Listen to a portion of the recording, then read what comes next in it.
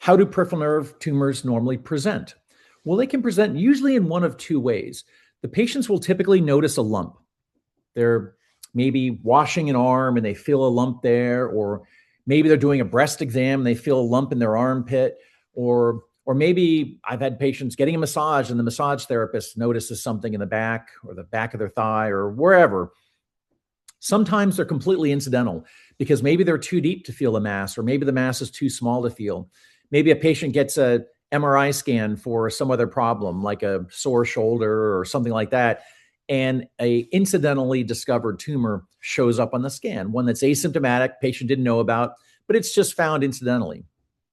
Sometimes these lesions are symptomatic, especially if a patient taps on the lesion or bumps into it, it can be painful.